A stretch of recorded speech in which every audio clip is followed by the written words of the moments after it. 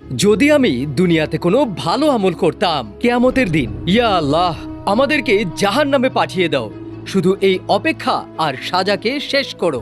যখন সব মানুষকে দ্বিতীয়বার জীবিত করা হবে, অনেকেই তার খারাপ আমলনামা হাতে পেয়ে বলবে, এই আমলনামা আমি হাতে না পেলেও ভালো থাকতাম। তারা অবাক হয়ে একজন আরেকজনকে দেখবে।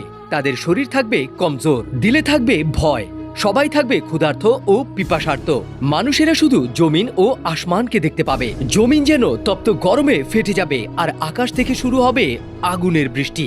সবাই নিজেকে নিয়ে চিন্তা করতে থাকবে, কেউ কারোর জন্য কোনো চিন্তাই করবে না। এটা এমন মুশকিল সময় হবে, মা তার ছেলের থেকে পালিয়ে যাবে, বন্ধু বন্ধুকে চিনবে না, স্বামী তার স্ত্রীকে চিনবে না।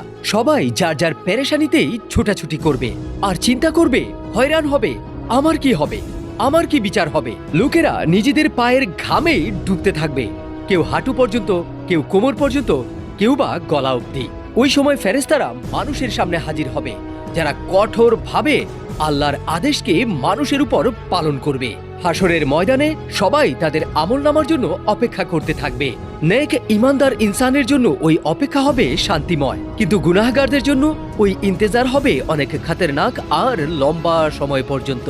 মানুষ শত শত বছর অপেক্ষা করার পর আল্লাহর কাছে ফরিয়াদ করবে, ইয়া আল্লাহ আমাদেরকে হয় জাহান্নামে পাঠিয়ে দাও, নয়তো এখানেই শেষ করে দাও। এই অপেক্ষা আর ভালো লাগে না। আল্লাহ রাব্বুল আলামিন কাফের আর জালিমদের উপর অনেক রেগে থাকবেন। ফেরেশতাকে হুকুম দিবে, তাকে ধরো, শিকল দিয়ে বাঁধো আর জাহান্নামে নিক্ষেপ করো।